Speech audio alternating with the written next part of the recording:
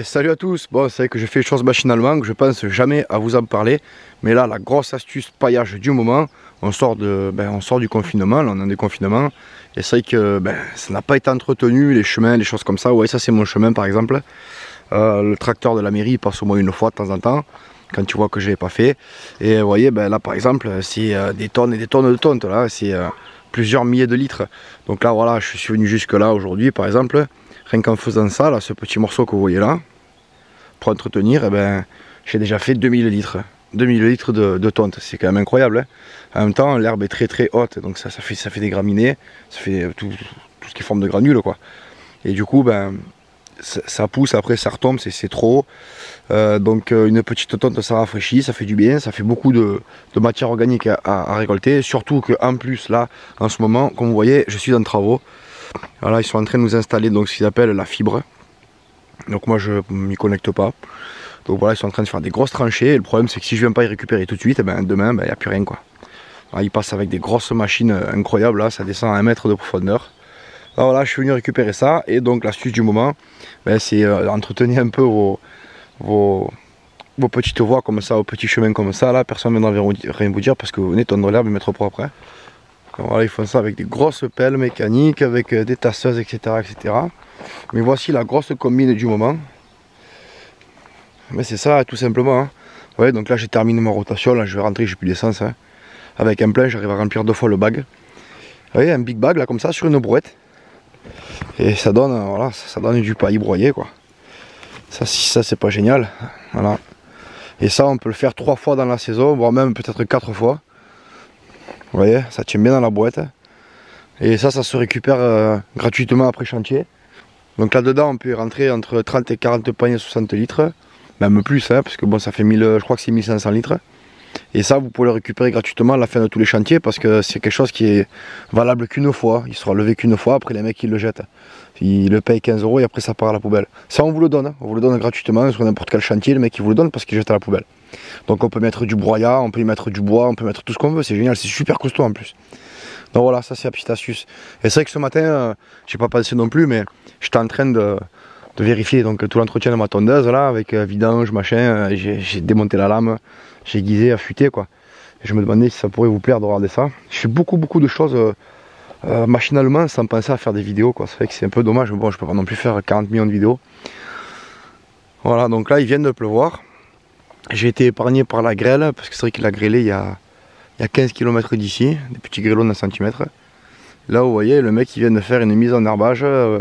Alors, il s'est tâté de mettre de la céréale, il ne savait pas encore. Donc, on verra ça d'ici quelques jours.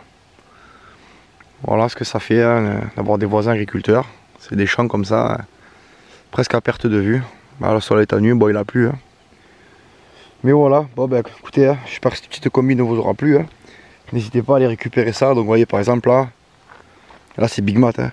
Mais je sais qu'il y en a partout. Hein. Il y en a partout ces big bags là. Récupérez-les, hein, c'est génial.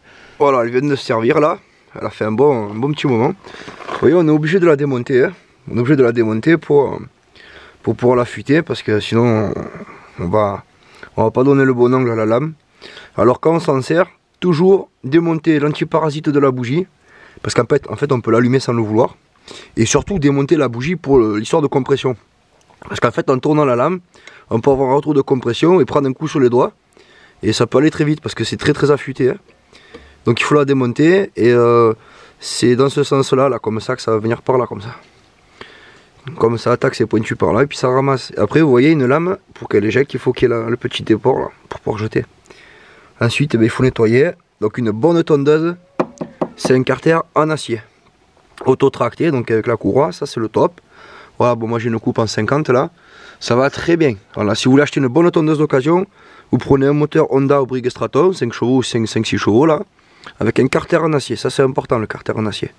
Comme ça, chaque année, vous pouvez mettre un petit coup, vous pouvez réparer. Si se perce, vous pouvez ressouder. Vous voyez, il a pris des gros pets, là, un gros caillou. Ça va très bien. Ça fait des années que j'ai celle-là et j'entretiens. Donc voilà. Après, si vous voulez que je vous montre comment on fait pour affûter la lame, c'est facile. Là, je prends le touet. Donc je l'aplatis. En premier, je l'aplatis tout le long, parce qu'il prend des coups avec les cailloux. Et ensuite, je réaffûte avec le meule. Voilà, donc je refais un filet en fait, Bon, on va aller voir un peu comment ça se passe au niveau des paillages. Ah, ça c'est un très beau moteur ça. C'est le GCV 160 hein, Honda 5.5. Très très bon moteur. Après il y a le Briggs Straton aussi qui est pas mal du tout. Donc j'évite de prendre un truc chinois, là, le moteur pour ces tondeuses. Moi je fais plusieurs hectares par an hein, avec. Ah ouais c'est une bonne marque là. C'est le Bill. Oh, bah, il est même pas en 50, il est en 48 apparemment le carter, mais ça va très très bien. J'ai plusieurs jeux de panier donc ça me va bien aussi. Ça se récupère, hein. C'est interchangeable les paniers. Ouais, j'en ai un de bricolage et j'en ai un de... Celui-là, bah, c'est celui d'origine, la tondeuse. Voilà, une petite tondeuse comme ça, ben, je fais tout. On va aller voir qu'est-ce que je fais avec. Hein. Moi c'est sûr avec la tondeuse, je fais pas le café, les gaufres ou bien sûr les crêpes. Mais déjà, j'arrive à faire pas mal de choses. Voilà. On va aller voir ça. Bah déjà regardez. Avec toutes les buttes, c'est paillé de partout.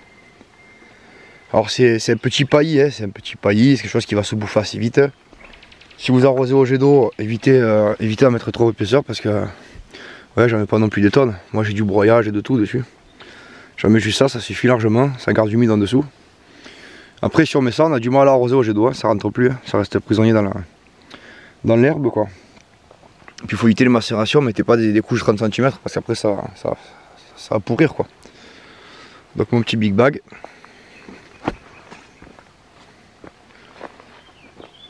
Bon là j'ai un paillis naturel avec la salade qui va bientôt sauter. Et voilà ce que ça donne pour les cultures. Et l'allée elle va être mise avec de la paille comme j'ai pu commencer là comme ça. Mais je vais continuer la paille. Comme ça les limaces restent bien en dessous là. Et elles peuvent venir bouffer tout ce qui est pas bon. Ça mange les maladies cryptogamiques, ça mange les champignons, ça mange toutes les merdes. Et c'est que ça préfère être dans la paille. Donc voilà. Je les ai plus remarqués dans la paille que dans l'herbe. J'en ai beaucoup plus qui sont en dessous là que j'en ai en dessous ici. Vous voyez, on peut faire des belles zones comme ça.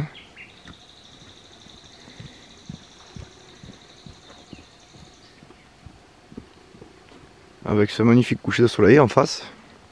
Donc nos journées sont tard à longe. Hein. Ça commence le matin à 6h30 quand il fait jour.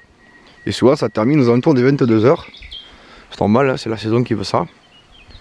Donc on est beaucoup moins présent sur le Discord. Mais ça reviendra. C'est qu'on y passe un petit peu le soir en coup de vent. Faut un coucou aux copains. On a remis quelques soirs à thème là pour le mois de juin. Pour ceux qui veulent venir participer. Je vais pas tarder à vous faire mes petites abdos là pour vous montrer un peu le potager sous tous ses angles. Ça sera sympa de voir les évolutions.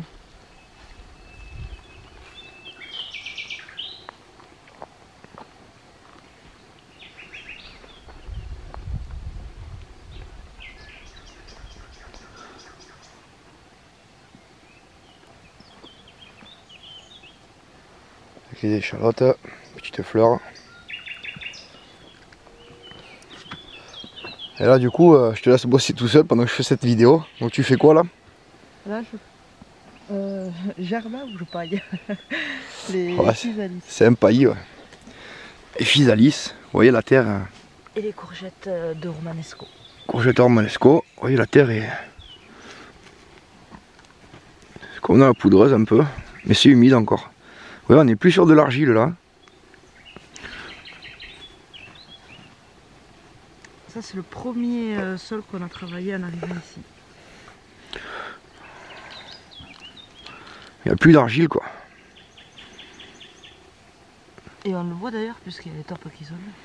Vous voyez c'est bourré de trous. Ouais, on commence à avoir des tops. Beaucoup de vers de terre. Voilà ils ont plongé, il a fait sec, hein, c'est normal. Allez montre-leur un peu comment ça donne.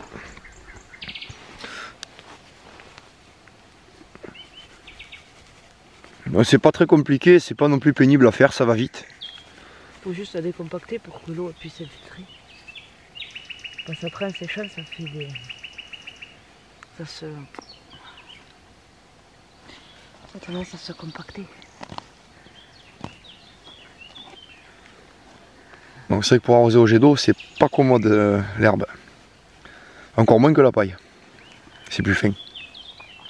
Après c'est qu'on a pas mal de choses qui repoussent. Mais bon c'est bien. Ça fait venir des choses qu'on n'avait pas au départ.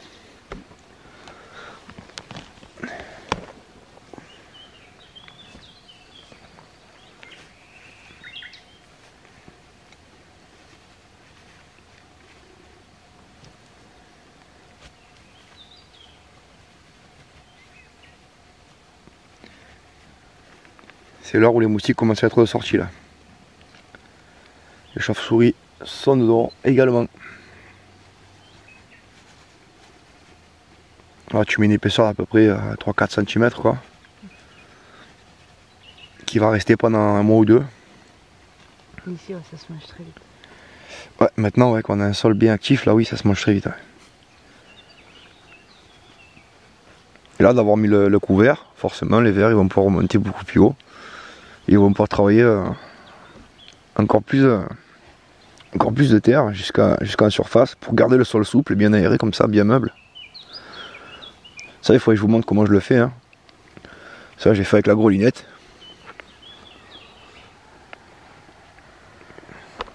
Ici, on a fait des pastèques et des melons l'année dernière.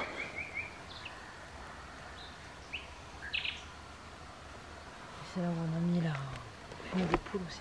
Ah, on a mis du fumier de poule ouais, pendant l'hiver. D'ailleurs, on le voit, c'est beaucoup de blé. Et ouais, d'accord. Ouais, du coup, on a eu beaucoup de blé, ouais, beaucoup de pousses de blé. Ça, c'est. J'espère que ça va pas être trop gênant, parce qu'il faut les enlever à chaque fois.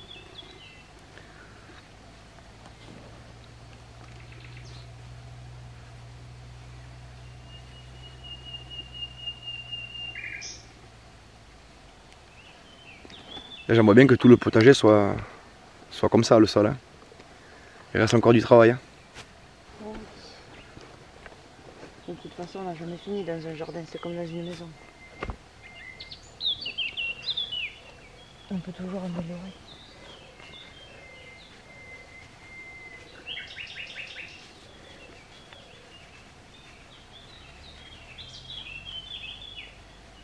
Comme les saisons passent, elles ne se ressemblent pas toutes. Ah, j'ai remarqué que ce printemps c'était beaucoup plus chaud que le printemps dernier. En tout cas, on remarque vraiment une augmentation de la vie quoi, ici. Il y a vraiment beaucoup plus de variétés. Le sol est de plus en plus nourri chaque année.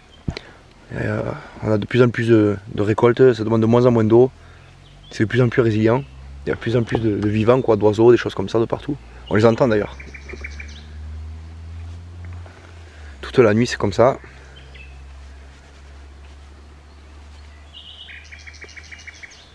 Voilà, hein. Maintenant bon, ben, le potager de zone 1 est fait. On va attaquer le potager. Petite limace. Il sert à rien de leur faire la guerre aux limaces. Hein. C'est d'excellents ébouts. Hein. Je suis bien content d'avoir des limaces. Hein. Mais c'est vrai que quand ça bouffe tout, c'est qu'il y a un dérèglement. Il faut trouver la source du dérèglement. Quoi. Ça, je pourrais en faire des vidéos complètes parce qu'il y a tant à dire avec les limaces.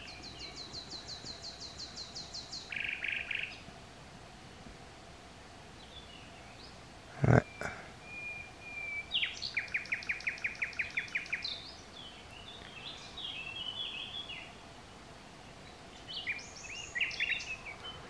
Un plant comme ça, elle va pas venir le manger quoi, il est déjà trop grand quoi. Le truc qu'elle peut manger, c'est le truc qui peine un peu, qui a un peu de mal, qui est un peu petit. Mais bon là, elle a tellement mangé avec ça, vous voyez que elle va pas venir m'embêter quoi.